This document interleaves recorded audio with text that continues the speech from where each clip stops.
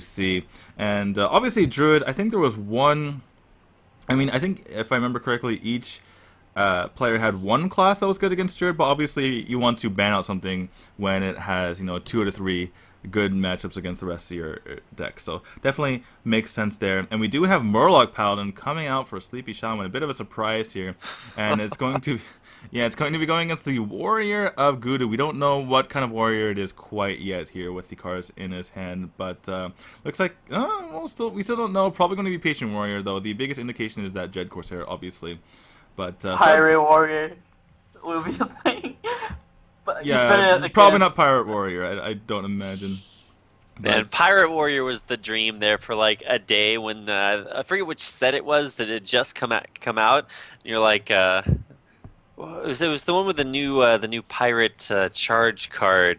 That's cost Sky less. Captain Crag? Yeah, Sky Captain Crag. I was like, oh my gosh, Pirate Warrior, it's coming. Oh wait, no, just kidding. Not coming back. Not actually. But yeah, Murloc Paladin. So that's super cool. In case you guys are unfamiliar with the deck archetype, you play a bunch of Murlocs and you want them all to die really fast, and then you summon them back up with everything is awesome, and everything is awesome after that. Yeah, I think Warrior. So. Yeah, so it is going to be the Patient Warrior versus this Murloc Paladin. The thing is, in the beginning stages, or when I say the beginning stages, I mean the experimental stages of the Murloc Paladin. People play a lot of Murlocs, but they decided that playing a lot of Murlocs actually was detrimental, and in fact, even playing Murloc Knight was detrimental. So what you're gonna see here is almost likely going to be 2 Bluegill Warriors, 2 War Leaders, and the Olmert guy. And what you do, you're able to get basically the most powerful things out, and you get your 5 Murlocs on with the first Anyfin, and then when you play out your second Anyfin, you basically get way more than 30 damage no matter what. As you see, the Solemn Vigil come into the hand of our Yolo Miracle player here, SleepyShaman. All right, well, now we get the opportunity to see I want to say less popular Warrior deck. We actually saw tons and tons of Patron Warrior. I think what was the most recent tournament? I think it was DreamHack, where we got an opportunity to see a lot of Patron Warrior play, and it did not go well there. So I'm excited to see. Well, the winner played it, so. Well, I mean, okay, so a player who won had that deck, but that doesn't mean that it was a good deck for everybody else that played it, because spoiler alert, they all lost with it. So right. I mean, it has reached. I mean, prior to that tournament, we saw Sixo get #1 on the ladder with it. It's been basically a solid deck here and there. I think by this point, it's not the world beater. As my phone goes off, sorry about that. Not sure why it went off. It should be muted. Anyway, so we see. Anyway, I was talking about Patron Warrior. Patron Warrior basically is. It's still a strong deck, but it's not, the strongest deck by far that it used to be. Obviously, it didn't have the greatest win rate, but the top players in the world were able to, achieve remarkable win rates with it earlier on. So, basically, it's not the best deck out there. There's a lot of counters as well, and it can run into a lot of trouble, particularly playing against things like Renalock, which is very popular, obviously. So that's why people aren't playing it anymore, but it's still a completely viable deck, and it's still something that you see people still, to this day, climb to the top of the ladder with. So not too surprised to see this here, as we see the Patron get the upper hand as far as drawing cards here. Obviously, both of these decks are combo decks, so they want to be drawing as many cards as humanly possible. And yeah, I mean, the name of the game here, unless you're if you're unaware, I kind of mentioned it, I kind of alluded to it earlier. For the Murloc Paladin, you're basically just stalling until you can get anything as possible, and then you get second anything as possible, and your opponent's dead. And for the opponent, even if you're playing Warrior, even if you're playing Control Warrior, typically you don't have enough health to survive that onslaught. So you have to somehow find a way to kill your opponent as quickly as possible. And so that's going to be the what Gudu is looking to do here, and let's see how he goes about it. Obviously, Patron Warrior is more centered around tempo than it used to be before the Warsong nerf, so he can go for some tempo here. He can, start maybe setting up his patrons, which potentially won't be able to be dealt with unless SleepyShaman has the exact perfect answer in the Equality Consecrate. So a lot of answers, a lot of options here for both players, and we'll see how they go about it. All right, I think currently the biggest thing when you're fighting against a Murloc Paladin is inevitability. Like you just need to make sure that you get your deck going before they get theirs going, because there's no way to stop that much damage from that many Murlocs outside of things like Ice Block or other surprise situations like that. So for Gudu, his big thing is getting the patron engine going. And that's sort of the big mystery about Patron Warrior is, do you just completely draw a dead and your hand doesn't do anything, or can you propagate your patrons early on and then start to really snowball that advantage?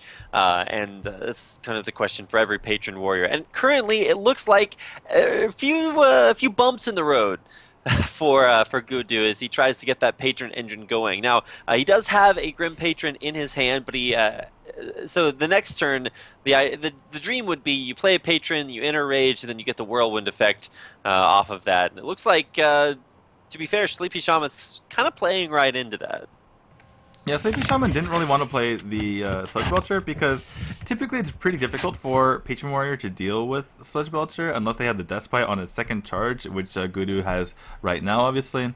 So just playing out the the heal bot is SleepyShaman, and this is kind of a pseudo card draw. It's kind of a pseudo 3/3 for 5 draw, 1.5, maybe 2 cards here, because you're just stalling. You're stalling for time. You're making it harder for your opponent to kill you, and by playing it now, means you don't have to invest the 5 mana later, and that could help a lot as far as being able to pick up what you want in the future.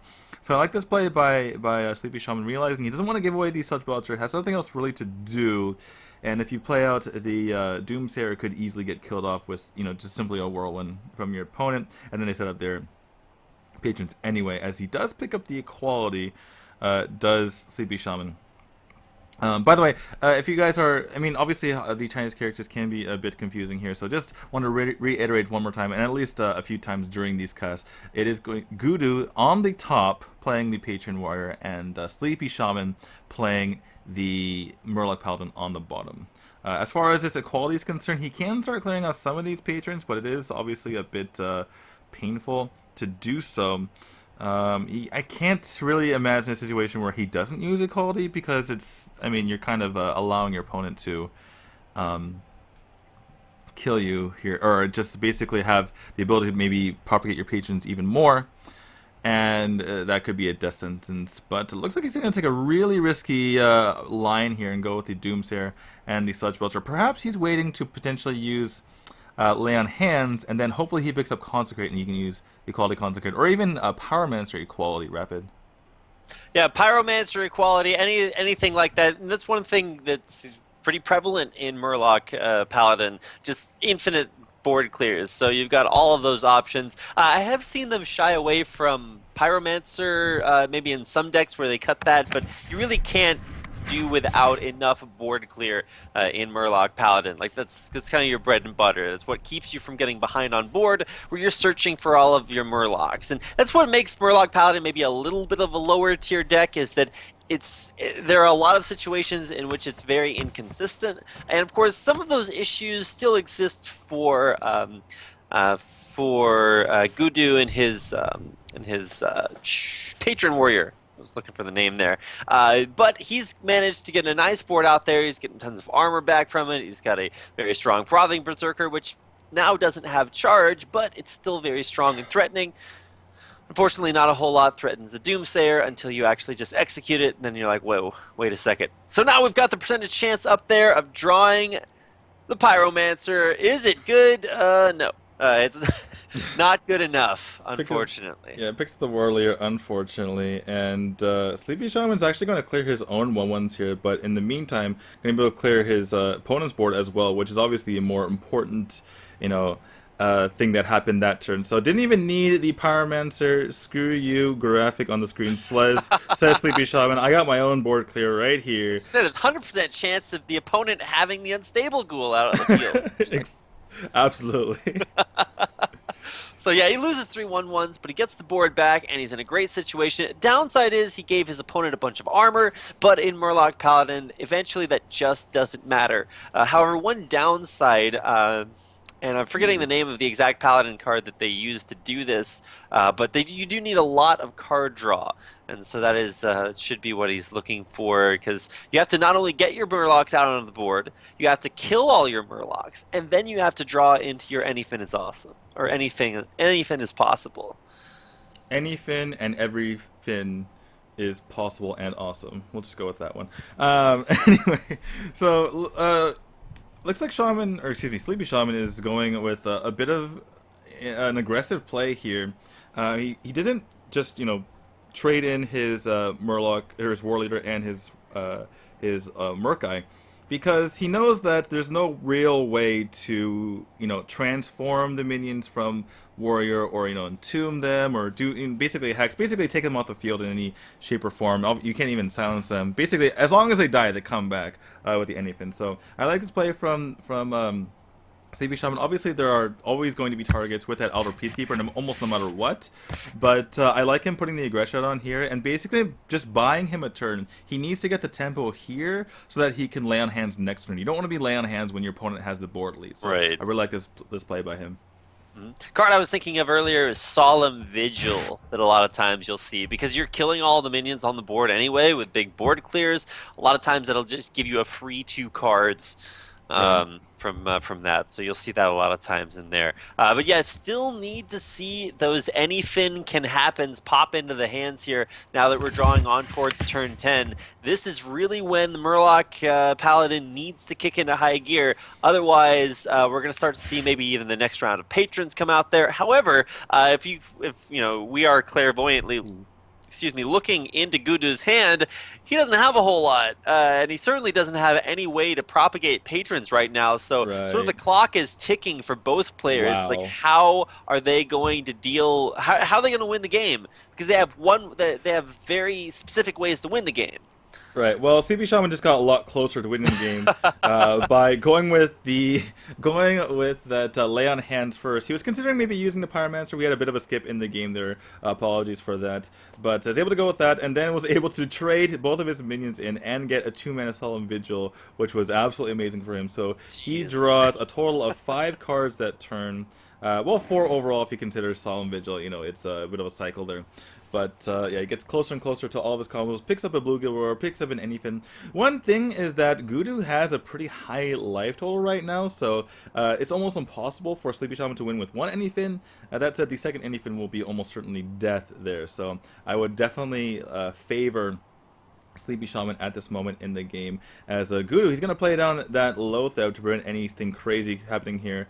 Could have seen, part of this board cleared with the Pyromancer Consecrate if that weren't the case, but not obviously going to be the situation right now. As far as SleepyShaman is concerned, has the Bluegill Warrior and the Murloc War Leader, which will allow 4-2 charge. Basically, build your own Arcane Golem here. But looks like he's just going to throw it away right now. As we see a bit more lag. Again, apologies. Sometimes the connection to the server is a bit off, but. Yeah, gonna just put those last guys on the board so that he gets his first anything as possible, as big as possible. And let's see what he does after this. I imagine it's probably just gonna be the Loot Holder and the Hero Power, though. I guess he might be concerned with something like a Whirlwind Effect ruining his day and getting his opponent a lot of armor with that Armor Smith. Yeah, and that's kind of the unfortunate situation he had earlier, where he gave his opponent that, the majority of that 12 armor.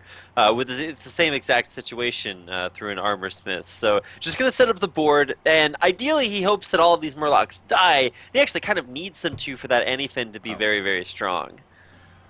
Wow, so the Whirlwind is picked up for Gudu here. And what he can do is just play out that Patron and hope that his opponent doesn't have an answer. He's already seen one Equality, and that's basically the one real answer, other than maybe Consecrate when your board's completely full. And with this Slam as well, he can basically clear his opponent's board without using any of his own minions too. So was looking pretty good for SleepyShaman here, but this is really nice for Gudu. Grom doesn't give him lethal or anything like that, but it would put the pressure on in the future, and I imagine he's just going to go for it right here. It just puts so much pressure on your opponent, and if you wait too long, you're just going to die, so I really like this by him. Yeah, and definitely you have to make the decision to play to win instead of just to play to put yourself maybe in a better position a little bit later on. So I like the Mm. decision to go ahead and what? What did we see it? I'm surprised we didn't see a percentage chance of Yeah, beating yeah, that same card. here. Maybe because he had two chances to get it with a loot hoarder, but I'm sorry, I was Right. taking a bit of a drink of tea here looking at that, and D2 just like spits his tea out everywhere. It's just like, oh my gosh. Turns out Hearthstone is a pretty good game. And then to add insult to injury, he draws the Pyromancer immediately following that. How's them apples? And that's going to be not quite a board clear because of the Shredder coming out there, but well, nobody really cares what the Shredder drops because that is a big turnaround in Sleepy Shaman's favor. yeah, absolutely. And wow, we see the Garam plus the Inner Rage come out here, and Oh my gosh. this is Perfect absolutely combos insane. on both sides, yeah. So with Grom Inner Rage, that's what 12, and then two more is 14, which thanks to that heal bot is out of range, and that means that I mean it's actually kind of weird because you look at how much armor Gudu has. So it's like you know, he's got a Yeah. really high life total, but Sleepy Shaman has a really high damage total. Right. I mean, it's almost certainly not going to be lethal here. I forgot what the actual total is, but here it is. But Sleepy Shaman's going to have to clear out the board. Jeez, Yeah. So look at yeah, all that is that 22 damage. damage. That's 22 damage from one. Um, Interesting to see how he goes about this potentially. He kind of has to clear this mini bot as well, unfortunately for him. But yeah, just gonna be the clear that way, and we're gonna see some answers really quick here from Gudu. He can't even really, uh, you know, start clearing the board one by one, or even provide his own threats. Because if he provides his own threats, then Sleepy Charm just kind of trades off, and he has more ammunition anyway. So this is looking extremely dire for Gudu here, and I imagine he was looking for something like a weapon there to put a clock onto Sleepy Shaman, but that Cruel Taskmaster isn't it, and it's just looking extremely bad. Let's just count this damage right here. We have obviously 22 on the board from just the Morlocks, and then if you add the 4, is that just going to be lethal with the second Anyfin? Oh, Uh, definitely. Yeah, no question. No question well, about depends that. on how Like, many War Leaders, I believe. well, Because it's he's to looking be at fair. 46 health. I guess it doesn't really matter, but the one problem as we experience a bit more connection issues here. Sorry about that again. But the one issue is if somehow his opponent has Brawl Texan, which you really don't see at all with Patron Warrior these days because it's more of a tempo deck, it can backfire in that particular instance, but otherwise not. All right, look, I'm gonna have to go to a different stream here for you guys, and hopefully that works out because can't be waiting on that forever. Yeah. Well, spoiler alert. Sleepy Shaman wins, looks like. Yeah. Yeah, Sleepy Shaman does win. The game has already ended, at least from the Zanky TV stream that I'm watching. And yeah, it was a ton of burst damage. Turns out that card should probably cost 11 mana because it's so good. Unfortunately, that would make it a little bit unplayable for the half of Paladins who didn't save the coin and get it to start with. So either way, pretty impressive. Well, I mean, you could play Thornton in there. That kind of just force the paladin to play 6 mana 5/5, which kind of nerfs the deck. Right. We're Okay, getting straight. we're getting into a bit of going down the rabbit hole here, but in any case, it looks like we have Sleepy Shaman doing a bit of an interview on the screen there. Again, apologies that we weren't able to see the end of that game. Were you able to catch the end? Was it lethal from Sleepy Shaman, or was it a concede? I didn't actually see the exact end of it. I swapped over. I think it was actually didn't concede and just lethal with the second anything. From 46? Yeah. And if it's disgusting damage, like you thought Patron Warrior, back when Warsong Commander was unnerved, was disgusting amounts of damage. Like anything is right up there on that level. So I guess it's actually kind of appropriate that we saw the two decks play against each other because they're both decks that have the potential to deal absolutely ridiculous amounts of damage. Right. Just on the board that we had, it was 26. So, but if you got 2 War Leaders, then that's only only quote unquote plus 16. So I guess if you had 2 Merc Eyes, it would have been like 20 extra damage from there. So yeah, 2 War Leaders would have been lethal But definitely would have been lethal over 2 turns, and there's no way for Gudu there to come back. Looks like we're having issues with this stream as well.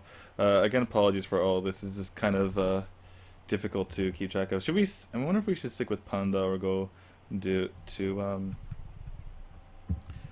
just stick with Douyu. I'm not really sure. In any case, we do. I guess we'll stick with Panda for now. See how this goes during this match. We do have the Oil Rogue. It looks like with 2 sprints in hand, going against the Patron Warrior.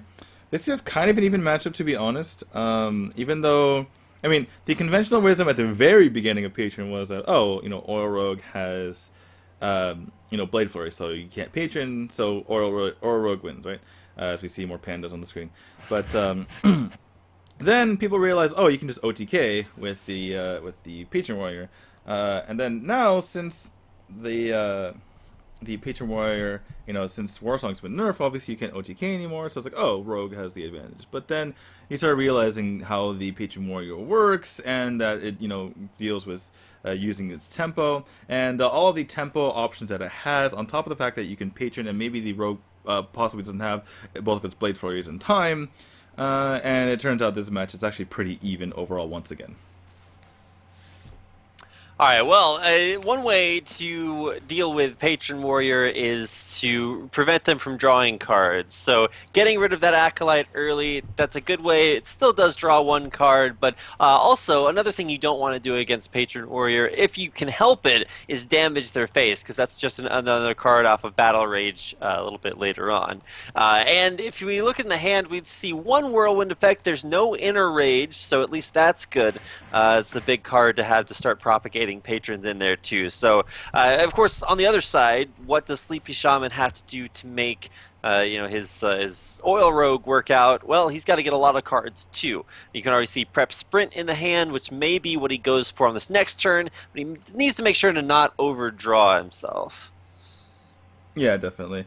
So, yeah, I mean, obviously, since SleepyShaman, excuse me, hasn't been able to draw into anything that's given him, board presence, then he might have to go for the sprint. Though he did pick up the SA7 right here. If he does go for the prep sprint, then he would have to. He's not going to overdraw, but he has to get rid of a card to not overdraw on the following turn.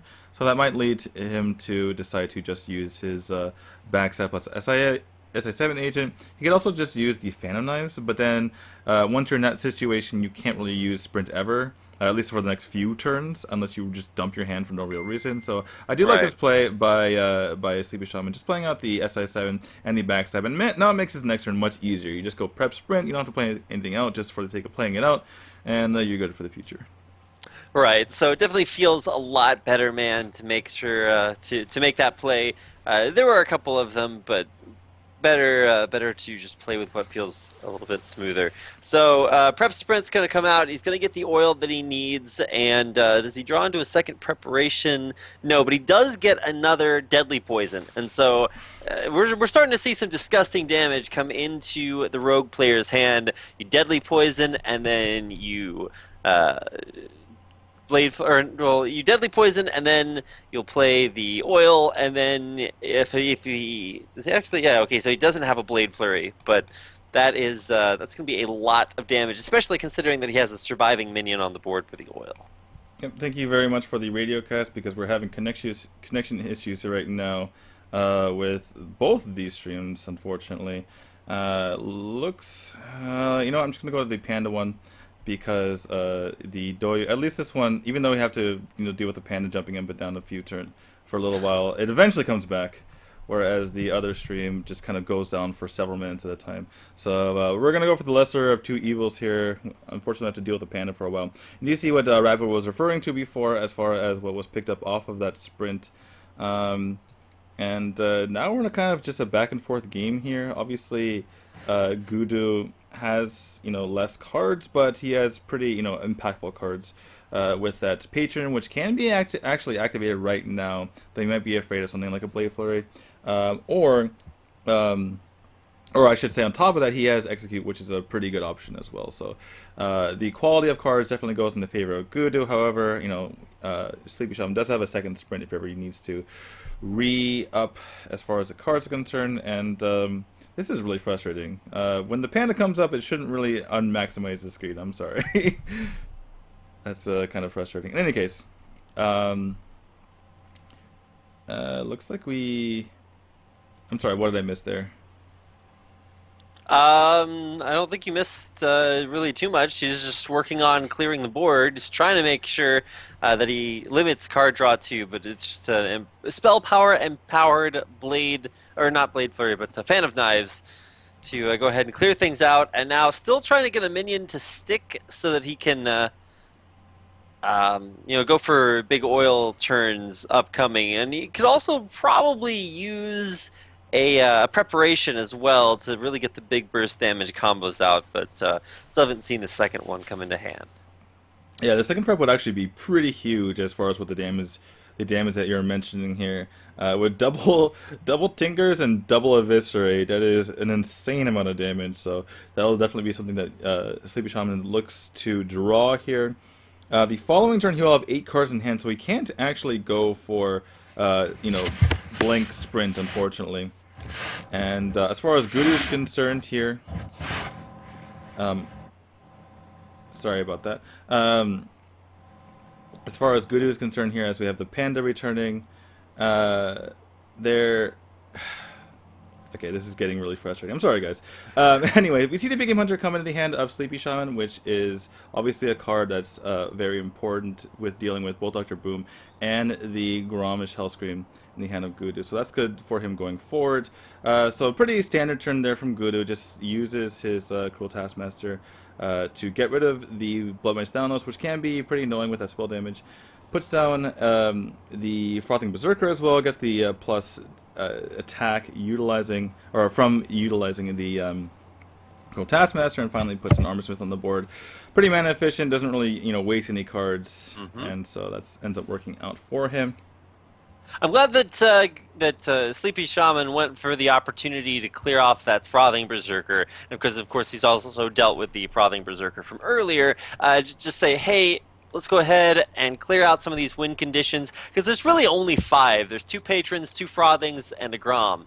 Other than that, there are always some decent minions that are kind of sticky in there, like those piloted shredders. But those are the big 5 win conditions that patron warriors have. So 2 of them are already gone, and of course there are blade flurries to deal with any patrons that come out there. Of course, blade flurry is also a pretty big kill spell as well if you get big oils on your weapons, so that is definitely a possibility, especially with preparation still left in the deck. That really opens up the burst potential. Yeah, definitely. And we see Gudu with an interesting play here. I imagine he's going to want to bait out some sort of Blade Flurry with this kind of play, basically flooding the board a bit. So that might be what he's thinking about. Obviously, if you play a Patron with just one Whirlwind, it can maybe get taken care of even without a Blade Flurry, so that's obviously consideration for him. From Sleepy Shaman's perspective, obviously he doesn't have to use the Blade Flurry on this kind of board. He's not really in danger of dying at all. So looks like he's going to get rid of the Armor Smith, which is a big factor in these matches as far as getting the patron out of the range of the rogue. So going to get rid of that first of all, and then going to be able to put the Healbot on the field, as well as the SI7 agent, and clear up most of the board pretty nice and easy. And now Gudu's kind of on the back foot here. Sleepy Shaman is in a pretty fantastic spot. Has the sprint to fill up his hand. He can actually use it next turn without overdrawing, which is obviously very nice. So Gudu is kind of forced here to use his Grom, which he obviously didn't really want to have to do. Yeah, sometimes you really do need that, Grom to put yourself back in a good spot on the board, and that's, pretty much exactly what we should be seeing happen. Unfortunately, usually once a Grom comes down, it doesn't really stick around very long. If it does, then, there are bigger problems going on. But BGH is pretty much made to hunt down slimy green orcs, who, by the way, happen to have 1 million damage, and so it's going to take him out pretty easily. And of course we should just see the rest of the spells in hand used to clear out the board, and really not many options remaining for Gudu as he continues to draw through his deck.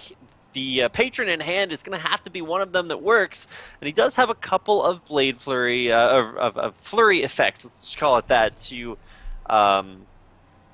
to propagate those patrons. We'll see how effective that is. Of course, we all know that looking at Sleepy Shaman's hand, that is the dream for Oil Rogue. You've got 2 oils, you've got preparation, you've got 2 blade flurries, eviscerate. That is way more damage than I have the time to do the math for. So I am super excited to see what really transpires, because all you have to do is oil blade flurry, and it automatically clears out all those patrons. So things are not looking good for Gudu. Yeah, absolutely. I think that Sleepy Shaman may have missed lethal last turn. Because he has such an amazing turn. Basically, he goes sprint into BGH. That gets the card out of his hand, and he's able to just sprint and refill his hand. But I think it was kind of... I mean, his opponent was around 26 or so health, so it was kind of like an awkward situation. I mean, it was kind of hard to see if he had lethal, but he had prep into the Tinkers, as well as second Tinkers, and the... Eviscerate and Blade Flurry. So it looks like he's finally seeing this here, which is not quite lethal, but I believe he had lethal the prior turn, and he just kind of didn't see it because he had such a perfect way to deal with the Grom, and didn't really look at that prep close enough to see if he had lethal there.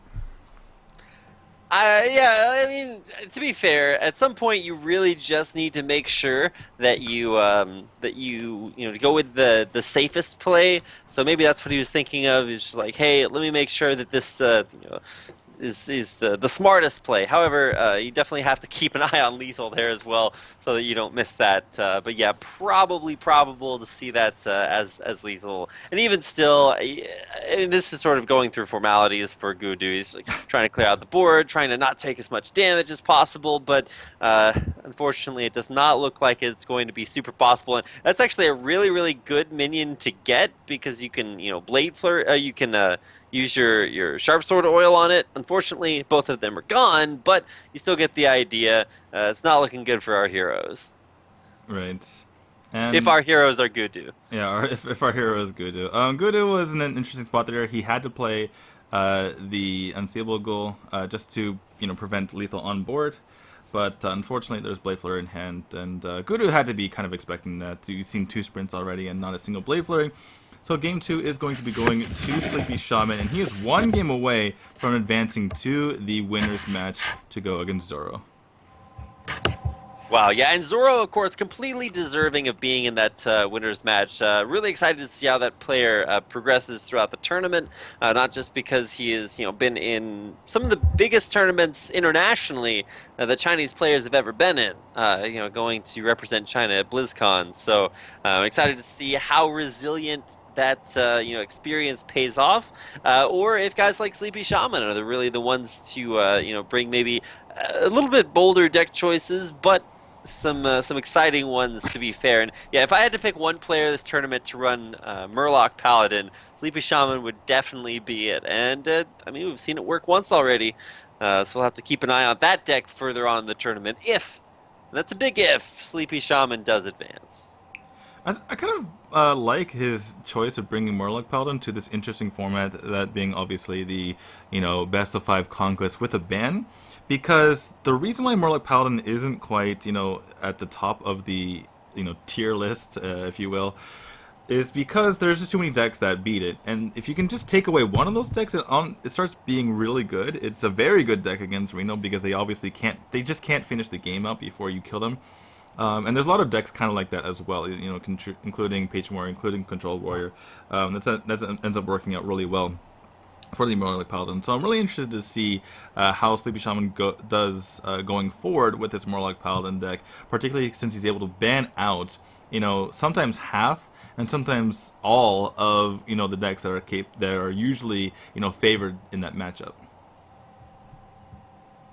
All right, well, I think now that we're talking about what could be the final game of this set. There we go. I was going to say of the tournament, but no, it's a little bit bigger than that. Of this set for Gudu. He's got one more shot at making this Patron Warrior work. I don't know, switching up classes may have been a slightly better idea, but this is going to be what... I'm still not sure if this is a Reno version of Mage or not, because all of these cards, of course, are in just the regular version of Freeze Mage as well. So it's either one of those, but it does appear to be leaning towards a Reno version of Freeze Mage. Somewhat, somewhat. Yeah, I always like to call that a little bit early, to be fair, but usually you don't see too many loot hoarders. Usually that's a card that you add one of in. Rapid. Uh, I think Rapid wants everything to be Reno, so if he sees Dude, it's so cool. if I he love didn't that if he mechanic. doesn't see one duplicate, it's like I think this is No, leading no, toward Reno. he's got one of every different kind of card, D2. Guaranteed Reno. All right. Well, in any case, we do. Only one Ice Lance! Well, even if it's a Reno, they would have two life lenses in the Yeah, I paper. know. Like, But, man, okay, dang well, it. yeah. But I mean, this is a kind of an interesting matchup. It was played a lot in the Archon Team League back when back before the Warsong nerf.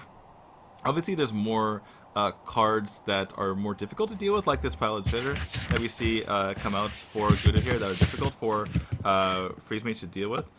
But overall, I believe that having gone through, dealing with this particular matchup and ladder and another tournaments in the meantime, I still feel like Patron has the advantage as long as they have two armor smiths, which I believe Gudu has.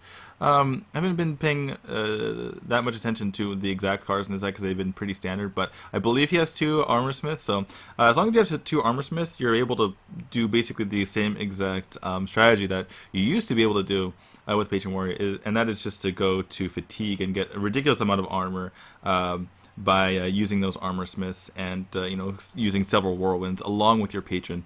Typically you associate a lot of armor with control warrior, but in this particular matchup, since you give the patron a lot of time, you're able to set up a situation where you get a ridiculous amount of armor via those two armor smiths on the board. Yeah, SleepyShaman actually wished that second Frostball were Iceland, because that would be a ton of damage on turn 10 that you could play Extraza, then you can play Polar Bass, then into Frostball, into double Excellence. But I think that this hand is still pretty much very explosive from SleepyShaman there. Yeah, I definitely agree with you. This is really good from SleepyShaman here. Like you said, can go for the Alex Straza, can also go for... I wonder if he uses Flame Strikes this, by the way, just to be extremely aggressive. Yeah, it wouldn't be a bad idea by any means. You get rid of two very important cards, but I think freezing them is obviously not as good, but it's still going to clear out the Acolyte. Yeah, you give your opponent one more armor this way, and you save your Flame Strike for a Patron board. And obviously, Blizzard doesn't clear a Patron board unless you have spell damage, so I kind of like this. And looking at his hand, as long as you get rid of the first Armor Smith, the second Armor Smith can't really get too much, armor unless you use all your resources against this. And Frostball is actually a pretty good card here for SleepyShaman, because he can use that to take out or to freeze his opponent inside of the board, obviously, and then from there he has a ton of damage, like String said. I mean, he has 10 damage from Frostbolt, Ice Lance, and he has another 10 from the Pyroblast. He's going to need a little bit more burst than that, but I imagine he has that in his deck. And we see really no armor gain or health gain in the hand of Gudu other than his hero power. Yeah, that's something that not many Patron Warriors run a form of healing in their deck. They just try to run tons of card draw and then be aggressive with it. And of course, Dr. Boom is another threat. It's not necessarily a win condition, but it does a lot of damage if it survives. So now the struggle for SleepyShaman is to figure out maybe how to deal with that. But to be fair, he doesn't really even need to deal with all the big minions on the board, because he's got 37 health to work with, and maybe not a Reno, but still a lot of secrets in his deck that are going to save him. Not unlike the one that he just drew. Right, but I think that at this point, SleepyShaman would much rather see a Fireball, just to finish out this game, because the longer this game goes on, the more likely that his opponent just keeps armoring up and gets more armor and gets out of reach. And on top of that, the more likely that he picks up an Armor Smith, which we see Gudu just drew off of that Battle Rage. So SleepyShaman, with the hand that he has, he needs to finish the game as quickly as possible, and I don't imagine he wants to be stalling, he wants to be killing at the moment. Obviously, if you can stall and kill at the same time, it's very nice, which is why... It's like, hey, why not multitask? Yeah, I mean that's why this Frost Nova is so good, but I imagine he's not happy to see this Ice Barrier. Right, yeah, Ice Barrier, of course the Ice Blocks coming out much later on, of course. both going to be good ways to stall this out. And even if you have a huge patron board, doesn't matter, it gets frozen. If you have a huge patron board, doesn't matter, it gets flame struck. Yeah, there you go. So that's probably not going to be a big win condition. What he's going to have to worry about is not being able to have an answer to any big threats on the board, whether it's Grom, whether it's this big board that's being developed right now, because all that Gudu has to do is drop that Lotheb, and all of a sudden things get pretty scary. Right. Obviously, with that Lotheb going to be able to lock out the Flame Strike, Gudu obviously was looking for the right moment to be able to play out this Lotheb. But I think he found a pretty good time here. Didn't actually check for the Sieg at first, which is kind of interesting to see. But he has a ton of damage, and I believe he might have lethal next turn if SleepyShaman doesn't do anything about this board. Maybe, like, for instance, if he just passes or something like that. But, yeah, it'll be interesting to see how SleepyShaman goes about this. And then, I mean, on top of that, what he picks up a Loot Hoarder, which is not great at all. By the way, that's the second Loot Hoarder, so it's most likely not going to be Reno. Usually if you play Reno, you play one Loot Hoarder and one Novice Engineer. I'm sorry, Raptor. Why you gotta crush my dreams, D2? I still had hopes out there. Of course, most likely probably not going to be Reno, like you said. But still, the question prevails. How on earth do you deal with this board? I think the idea is that you say, okay, well, I was going to survive, but now I'm just going to put myself on a clock. So SleepyShaman's like, I'm going to take a bunch of damage here, but maybe he can make that a little bit less damage, and that's exactly what he's going for right now. He says, hey, I'm going to take a lot, but he's going to be able to at least clear out that Frothing Berserker next turn, and setting up for possibly being able to clear out Dr. Boom as well. Yeah, definitely. So SleepyShaman realizing that he could definitely die from any sort of whirlwind effect there, and just frostbolts the Frothing Berserker there. Realizing his Ice Lance is actually more important because it's cheaper. You get a free fireball there, and you can actually get more damage if you're able to utilize it with the frostbolt later. So I like him keeping the Ice Lance here. But let's see what Gudu does here. I was going to say he could actually switch gears here and go for the gain a bunch of armor plan. Now that he's seen a Frostbolt on one of his minions, and the fact that, SleepyShaman's hand is pretty barren right now. I mean, obviously, what I was about to say is that Gudu, he can just switch gears and go for as much armor as possible. And even if his board gets cleared, he could basically win the fatigue battle because, the cards drawn are eventually going to even out. If SleepyShaman's he's gonna need to get more options, and then from there, you've gotten a lot of armor in the meantime. But looks like Gudu's not gonna go for that. Gonna actually let his board get flame struck, which is a bit interesting, at least for my taste. Maybe he's saving. It could be a different strategy altogether, right? He could be going for a strategy in which he waits to, or lets his opponent use the AoE, and then once he plays his patrons out, then at that point, SleepyShaman maybe doesn't have a board clear at that point. So definitely makes sense in that regard. But actually, it's going to be the end of the game here with the pickup of Grom, able to Cruel Task and Inner Rage to get it to 14 damage, and that's going to be game for Gudu. Kind of a bizarre, a very atypical patron versus a Freeze Mage game, but Gudu's going to take it and finally clear his patron warrior here.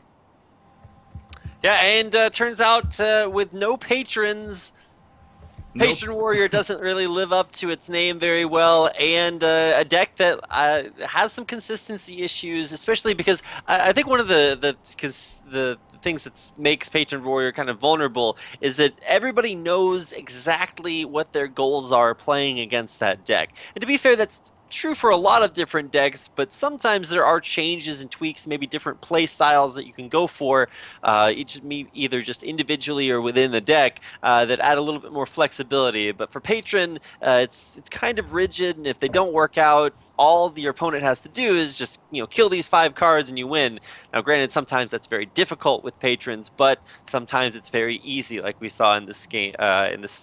Game here. So that is a well, that in this series so far. But Gudu was able to take that game, right? And so at least good for him that he's able to clear it eventually. But we do see he's going with the Temple Mage here. Has an owl actually in this deck, which is pretty atypical. Yeah.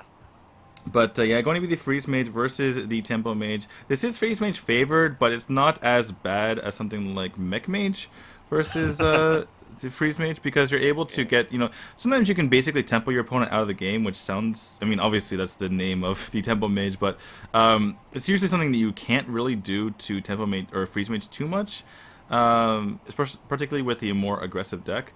But what you're able to do is, you can basically go crazy with Flame Wakers. And later in the game, potentially you can use Antonitis, although that really wouldn't be classified as, tempoing your opponent out of the game. But all the same, basically it's going to be an uphill battle for the Tempo Mage to need to have basically superior card draw. And, basically hope for the Freeze Mage to run dry. Yeah, I mean, if you're going up against Mech Mage and they drop, like the 4 minions level 1, you're like, wait, or turn 1. That's like, okay, well, it's a little bit frustrating, but a little bit slower than that for the Tempo Mage ramp. But Flame Wakers are pretty good cards. Now, what do you think that Owl is going to be in there for? It's obviously, I guess, to get rid of things that you just have to silence, like maybe Secret Keepers or Mana Worms, or even things like this Mad Scientist. Pretty good to silence because it just forces your opponent to actually have to play that 3-mana secret instead of getting it for free. Well, maybe a little bit too late on that because he's already going to get 1 secret for free, but unfortunately he's actually already drawn 2 into his hand, both of the ice blocks. So while that will give him the control, will give SleepyShaman the control to be able to play the ice blocks whenever he needs to, he will actually have to play them, which is a little bit suboptimal because you hope to get those off Mad Scientists. Well, yeah, it is pretty unfortunate that he's drawing both his secrets here, but eventually you want to draw it, and the fact that he's already thinned his deck out by using 2 Mad Scientists, he's probably concerned about it, but not too concerned. But in any case, the Owl obviously is very good against the Doomsayer Frost Nova combo, which, I mean, I'm pretty sure, I don't know if SleepyShaman will be expecting that. I mean, he might wait for a certain turn and kind of really rely on his Doomsayer to, help him out there. Obviously, you can take it out with, Fireball plus Ping if you're on the side of Gudu, but, that getting shut down by an Owl would be pretty painful, I would imagine, for SleepyShaman. So obviously that's one potential use for it. And obviously you can play against the Secret Paladin a lot during this tournament as well. So I imagine that's probably one the biggest reasons why you do that. SleepyShaman with a very interesting play immediately gets rid of that Flame Waker, realizing how dangerous that it could possibly be. If your opponent maybe plays Arcane Intellect here, as we have, I think, Shrink moving stuff around. I'm not really quite sure, but yeah, if you have Arcane Intellect there, you can basically get a lot of damage done. Even Arcane Missiles just kind of throwing a bunch of damage at your opponent. So I like to play by SleepyShaman, really just mitigating the damage there. And the Antonitis is really the only thing left here for Gudu to be able to get back in this game. Alright, well, I think, Archmage coming down, he's got the ability to get 1 Fireball. So that's probably a little bit underwhelming. But even still, should just be able to use this... that's the question, does he use the Unstable Portal just to get an Unstable Portal and maybe try to get himself back into the game? Answer is no. Well, no, does he just, use the Unstable Portal? To get the minion, yeah. Right, I see what you're saying. Well, to answer your question, he didn't do that. I mean, it's obviously, it could go either way, as he does pick up Ethereal Conjurer to be able to maybe put a spell into his hand. Okay, he has the choice of Ice Barrier, which is not very useful against Freeze Mage at all. Arcane Blast, which he maybe could use just to get a Fireball out of it, and Dragon Breath, which is a bit extra damage. So I suppose he has to pick between just getting a 2-mana cycle into a Fireball or the Dragon Breath. But he already has an Unsealable Portal for next turn anyway, so I definitely see him. Actually went for the Ice Barrier, which is really bizarre to me.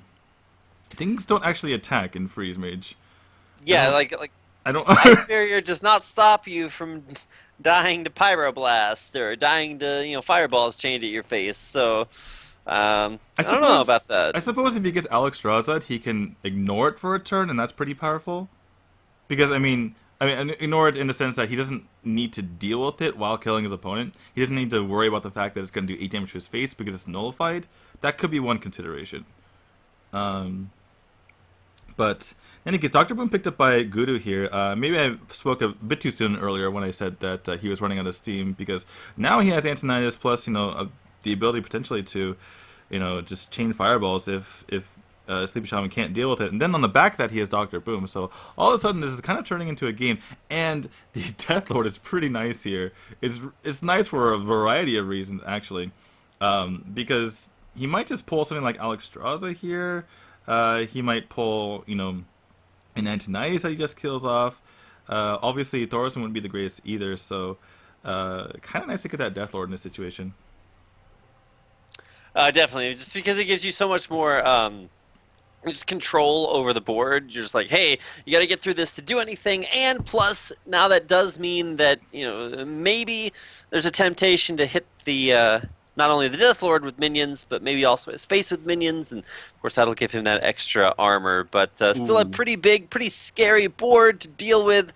However, we're starting to see not necessarily a comeback, but Sleepy Shaman with a very, very good draw into his hand, getting the Archmage in there. Now, he has the ability to just go ahead, drop the Archmage, and get one fireball off of Frost Novaing everything. But he has to know that his opponent probably has a way to kill it. Right, I mean, he knows for sure that there's a fireball in him, which is enough to kill Archmage's Antonidas, so he's probably a bit afraid of doing that. Obviously, he doesn't know about the second fireball, but looks like he's using the Power Blast to kill off this Dr. Boom.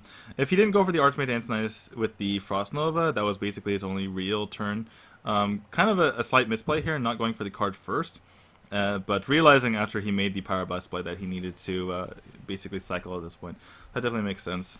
But in the meantime, Flame Strike picked up for Gudu, which is not really what to see at all. And, basically both players running out of steam here. But wow. Arcane Intellect is very nice in that regard. Oh yeah, a very, very good card to get here. And unfortunately, once again, not a card that will be able to be comboed with Archmage Antonidas, but hey man, Doombringer, that is our Doomsayer there. Doombringer, slightly different. Also a great card to combo in there with freezing the entire board. Pretty good place to put it down. And to be fair, this is a great time to use that pesky little owl that's been sitting around. He's had the entire game. Yeah, exactly. It's been dead card this entire time. Well, maybe not dead. He could have used it, but saving it for moments just like this, you can silence that Doomsayer and just sort of flash your way all the way back to being unfrozen next turn. Absolutely. And this is actually really awkward now for Sleepy Shaman. Looks like he's going to opt to play out potentially his Thorson. I like him killing off the Boombot first. He doesn't really mind taking the damage too much, because he maybe even Alexstrasza himself, if that becomes the best option for him. And now his Alexstrasza is 8 mana and his Ice Block is 2 mana. He even potentially use the Antonidas plus the Ice Block next turn if this gets popped, which it most likely will. But one thing I do like about him clearing the Boombots out is those are a big deal when it comes to, clearing the board when you have an Ice Block up, right? Things like Leprognomes, things like the Boombots can just kill you because it's on your turn. So I like him clearing them out preemptively. It might not make the hugest difference in the end, considering what he plays out, but I like him, not taking a chance in future turns in the game. Yeah, definitely taking chances. And that's the thing about Hearthstone. It's like you not only have to be a very good player at Hearthstone, you also have to be good at knowing exactly when to be a bad player at Hearthstone and go for a chance instead of going for the safe thing. So it feels weird to say, but we're going to find out exactly how good Sleepy Shaman is. Gonna need to wake his Freeze Mage up, wow. but wow. Okay, well the answer is pretty good actually. So he's gonna be able to get a lot of fireballs here and set up for what is going to be a very, very satisfying turn for Archmage Antonidas. Right, gonna get 3 fireballs in his hand, but it's kind of curious to see what he goes for. Or I'm curious, I should say, what he goes for, because how do you utilize these cards, right? You go for face. If you go for face, maybe you're not getting full value out of Alexstrasza. But if you do go for face, then you can allow yourself to, you allow yourself to Alexstrasza yourself, which is obviously very important as well. So This is a kind of interesting situation. I imagine he has Alex Ross himself regardless, unless he's playing Reno, which we've kind of established that he most likely doesn't run. So I'm kind of curious as to why he didn't just hit the face there. Maybe he wanted to make sure his Antonius survives as long as possible. But in any case, this is actually pretty disastrous for SleepyShaman because he's getting his Antonius cleared, and I imagine there's going to be a mirror entity, and that would be really painful for SleepyShaman here. I can't imagine not playing as Gudu because unless SleepyShaman perfectly picks up, a 2-drop here, which you've seen almost all of them, I don't see why you. Well, he just does. But yeah, I think it's just kind of bizarre to not play the mirror entity there, honestly. Yeah, definitely. It kind of feels weird, but what does not feel weird is using this defensive Alexstrasza, and he's actually, yeah, the Doomsayer to come down there too is maybe not desperate, but it certainly is realizing that there are a finite number of options left for SleepyShaman to win this game. He's been stalling out for as long as he possibly can, but has he stalled too much? Is he about to die now? It doesn't look like it from hand, but it's still getting down to many of his final turns. Right. And I suppose Gudu was a bit worried about the Doomsayer coming out. Obviously, if you put a mirror in step and your opponent plays Doomsayer, your board immediately gets cleared, as we see the healbot come in hand, which is not what SleepyShaman want to see at all. But yeah, unfortunate for him, and he knows it's going to be probably Counterspell plus Mirror Entity coming out here, so he's going to use his Frost Nova right now just to clear that up. And this is a really awkward game, and I believe that Gudu has a pretty heavy advantage at this point because all of the threats are pretty much gone from SleepyShaman. Right, for SleepyShaman, he's got 3 fireballs, and that is going to have to do it. But unfortunately, yeah, like you said, your opponent's got some fireballs too, and so, like we said, unfortunately, SleepyShaman going to go ahead and play some fireballs. That's Right. Well, he actually didn't get a chance to play fireballs. It was Gudu that won. Yeah, exactly. So Gudu was able to take it out in the end there. I mean, even though he picked up the fireball, seemed like a lucky card, but he was pretty much in control at that point. There were basically no threats available for SleepyShaman anymore. But in any case, it is tied 2-2. I'm going to be a bit unprofessional and just run to the restroom really quick. I've had a bit too much tea, so Rapid, can you hold on the fort? Oh, absolutely. We got some fort to hold on here, guys, and while I am not nearly as fabulous as our fabulous Chinese casters who are on stream right now, I do want to hope you guys are enjoying yourself here tonight. Once again, if you have any questions, definitely make sure to type it in chat. Let us know, and we'll do our best to answer them. Of course, this is the Gold Series Group A. What is Gold Series? It's a gigantic Chinese tournament for just about every esport out there. The best teams and players from around China come to compete, and in the case of Warcraft 3, actually, a lot of players from internationally will come to compete as well from places like Korea and the Netherlands. So excited to see some awesome competition here at the Gold Series, and even more excited to see the players from the Hearthstone players who have been selected from a lot of different places around China. So it's going to be interesting to see how this works out.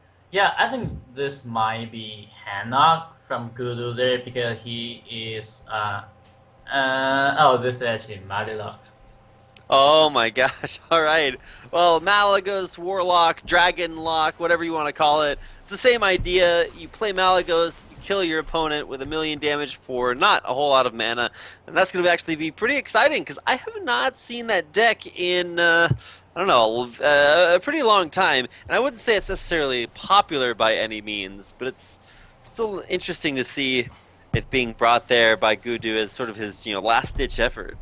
All right, I am back. Were you referring to the Malagos lock? I was. Well, so we did see, again, speaking about the same person we were speaking about earlier who won DreamHack Purple, he won, actually, DreamHack utilizing, Patron Warrior, like we mentioned earlier. He also had Malagos Warlock, which he said he remarked that he thought it was one of the strongest decks in Hearthstone. And basically it was unbeatable except for a couple things like Druid, which he used Patron to beat. So that's interesting remarks by him. And it actually is a pretty strong deck. So it has a couple weaknesses here and there, but overall it can beat a lot of the strong decks in the meta. So I think it's reasonable for Gudu to bring it here. And basically, Bran is what has made this deck pretty strong in this last particular patch, as we see the Panda, again, being annoying with the TV. But, yeah, Bran has helped quite a bit because you're able to get the double healing off of Healbot, for instance. Sometimes you can clear off, you know, a 6 health creature by using Bran plus the Blackened Corruptor, so that's kind of nice. And yeah, this deck basically it was pretty strong. Got a bit stronger with the obviously the Twilight Guardian in one of the expansions, and now with the latest expansion, it's gotten even stronger with the Bran. So it's something that's pretty, you know, formidable. We'll see how SleepyShaman deals with it. Obviously, I had to use that Fireball to clear out the Twilight Guardian earlier, but yeah, pretty awkward situation, actually. SleepyShaman picks up all 3 remaining secrets into his hand right now, which is obviously pretty awkward. Gonna go ahead and play out this Arcane Intellect. He has 9 cards in hand, so he won't overdraw, even if he plays out this Blood Mage Thalanos. And I imagine he wants as many cards in hand before he plays Thorson. Yeah, always glad to see any Thorson opportunity come with a absolutely massive hand. That's when you're just like, hey, I really want to discount, oh, by the way, everything. So that certainly feels pretty good. You know, it does not feel good or Panda's bouncing around, but thankfully I can go ahead and maybe do some radio broadcasting for SleepyShaman. Basically, all he wants to do is just stall things out there for as long as possible and make sure that he's got very discounted cards in hand for big bursts later on. So probably, I'd say that's probably what's going to happen. You get big discounts in your hand. It still includes the coin, but nobody cares because you're still getting a lot of value out of that. Now, unfortunately, that is not going to be the choice chosen this time around, as we'll see. Well, I don't know. He's kind of waffling back and forth. Yeah, the thing is, he doesn't want to play Thor. I mean, it seems like a really good hand just by virtue of being it being full, excuse me. But the problem is he has 0 burst, right? And when you you know, cheapen things with Thorson and freeze mage, you really want to get that burst so you can just kill your opponent all at once. Obviously, getting all of these you know, discounted is nice for the utility. But it looks like he is going to go ahead and go with the Frost Nova Doomsayer, and I kind of like this play because it baits out the Owl right now, rather than, you know, getting Owl in a much, you know, more dire spot, right? Sometimes you need your opponent's board to be cleared, and you're kind of relying on the Doomsayer, and it gets out, and then you're just devastated, right? And I kind of like, you know, getting this out right away, stalling your opponent. Your opponent has to use 2 out of the 7 mana, so it slows them down in that sense as well. So I kind of like this by SleepyShaman.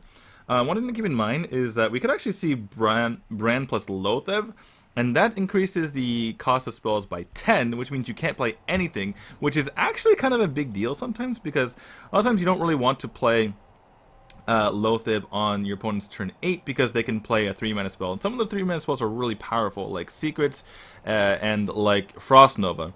But if you play, you know, Bran plus Loatheb, obviously they can't play anything.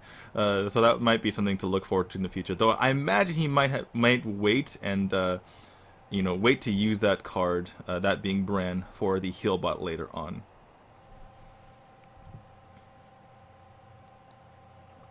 But in any case, right now, SleepyShaman just wants to draw as many cards as possible and once again as much burst as possible before he goes ahead and plays that that Thorson, which means he's drawing with his Acolyte. But if he didn't play the coin and the secret there, then he would have overdrawn had his opponent, you know, wanted him to do so.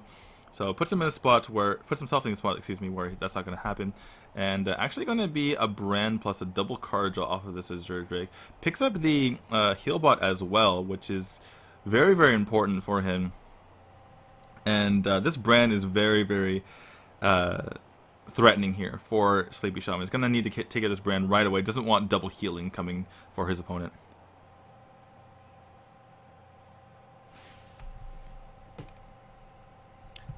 I'm just trying to count all of the different ways that things can happen right here, because especially with Emperor Thorson, that just opens up like a million different possibilities because everything is so cheap. However, you can't just play it whenever you want to play it, specifically here, because you would essentially need to play down like Emperor Thorson and then like a Frost Nova in order to, you know, freeze everything and make sure that it either doesn't die or doesn't just get you killed. Right. So yeah, I mean, you definitely don't. It would be awkward to play a Thorson right here because he still doesn't have too much burst in hand, and like you said, it would be a bit dangerous. But the fact that Sleepy Shaman picked up Alexstrasza right now he doesn't have to kill Bran. Because he might be able to bait out a double heal, and then he just Alexstrasza's his opponent back down. So kind of nice here for Sleepy Shaman to not have to be forced to get rid of that Bran. And we'll see if Gudu bites the bait here by going for Bran. Nope, going to go for Lothar, which double increases the cost. So basically, Sleepy Shaman cannot play a single spell from hand right now. Because none of them have been discounted, so they're going to cost at least 10. If he had any 0 cost spells in a sense. So yeah, it's basically nothing he can play. And yeah, Gudu looks like he's gonna get the double discovery, excuse me, with the Dark Peddler as well. So I'm gonna pick up Mortal Coil as well as the Elven Archer. And 20 mana Pyroblast is pretty pretty frustrating, but gonna be looks like the Thaurissan now. When you're getting double discounted, or when you're getting double penalized, what's the word? All your spells are getting double worse, I suppose. I'll put it that way. Then Thaurissan's usually a good thing to go for.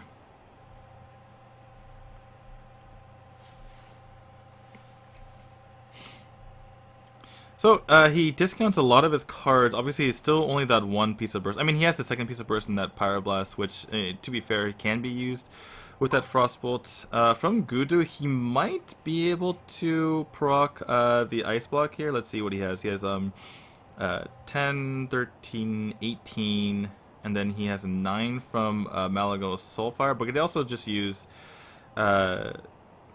he could also go ahead and deal 12 damage, no, 10 damage with the Blackened Corruptor plus other stuff. So actually, it's not really too close, and then that would be too much effort here. Instead, just going to be using that Mortal Coil, that spell damage enhanced, take out this Thaurissan nice and easy. And Gudu is actually in a really good spot here. Kind of feeling for Sleepy Shaman. He's going to really, awkward spot as far as getting out this particular matchup, just because, I mean, there's healing in the hand of Gudu. There is, ways to... He's pressuring his opponent right now, and Sleepy Shaman, basically he didn't put enough pressure onto his opponent early on, or he hasn't put enough pressure to be able to make Gudu worry, and he's just gonna heal here. But now that Sleepy Shaman has seen that Healbot go down, he can just go ahead and play this Alexstrasza, and there's typically 2 Healbots run in Malagos Lock, but I feel like Sleepy Shaman, without any real burn in hand, he has 13 damage burn, excuse me, with the Pyroblast and the Frostbolt, but nothing really to, follow up on it. There's no 0 mana Ice Sense or anything like that for the rest of this game, basically. So, he's kind of in an awkward spot. If he Arcane Intellects here, he's not going to Overjaw, so he can go for that first, see what his options are, and then go for the Alexstrasza and potentially pick up some burn on the backside. But he would have to pick up something to replace the burn of the Pyroblast. So that's a bit awkward. Though he does have a bit of time on his hands, considering that he has the second Ice Block. He's probably not too worried about, having to deal with something like Kazan Mystic, for instance. So looks like he's heading for the Cone of Cold to freeze up some of these minions, reaching for a couple of other options as well. So actually pretty good turn overall here from Sleepy Shaman. Gets himself back up to 23 essentially, because there hasn't been any discounts on the side of Gudu, so there's no real way for Gudu to kill him just from spells alone. He has 13 in the hand right now, so there's no... I mean, he can go for that, but it wouldn't really make too much sense because you're using Soulfire at the end. So really just kind of a back and forth game here. That was a really crucial draw by Sleepy Shaman last turn, able to cycle into 2 more cards as well as, get himself out of range and kind of stall for the future when he eventually does have enough burn.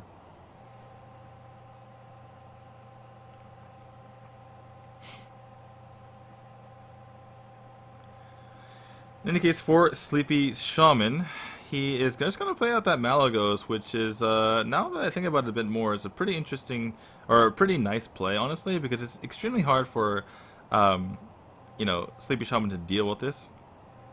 I don't believe there's lethal right now. 3, 6, 7, 8. Yeah, there's only 9 damage coming from that Soulfire, so there's no lethal right now from Gudu, but I like him just playing out that Malagos. There really wasn't else he could have really done here, so it definitely makes sense. Can actually play out his his Elven Archer as well, which does prevent him from potentially using his Blackwing Corruptor in future turns. But yeah, Sleepy Shaman, I mean, this game is actually pretty insane, going back and forth, and each player having to make a tough decision and really coming through in the clutch, honestly. Last few turns have been really good by both players, really changing the tide for them. And just going to be a lot of damage put out by Sleepy Shaman here, getting his opponent down to 8, which means that Gudu not only has to pick up healing, he needs to suicide one of his minions to get it on the field. Obviously, unless he's playing Kazan Mystic, he doesn't have the ability to win the game right here. And so, yeah, he's going to have to draw into... He's going to have to tap into a heal bot and suicide one of his creatures, and then play that heal bot, and then he would go up to 14, which would put him out of range of his opponent, at least right now. So, yeah, looking really bad for Gudu. In fact, he's not even going to take the chance, not even going to try to tap for it. Not going to give his opponent the ability to kill him with just Fireball, just going to hope that, you know, it was a bluff by Sleepy Shaman. And that, I believe, is going to be it. I don't, yeah, he's using... Not sure what he's doing here. Oh, he used Dark Bomb to kill off the Alexstrasza, but then he taps afterward, which is a bit bizarre. That's kind of a bit of a misplay, honestly. And Fist Bump coming out of Sleepy Shaman. He is pumped. He wins that matchup, which is slightly unfavored, so he's got to be pumped about that. Was very close to getting taken out here. And he takes the series 3-2. Another Fist Bump there from Sleepy Shaman. Honestly, I've never seen this much emotion coming out of Sleepy Shaman, which is really awesome to see. And Gudu goes down to the loser's bracket. Sleepy Shaman goes up to the winner's bracket to face Zoro. That is going to be an awesome matchup, and I'm really looking forward to it.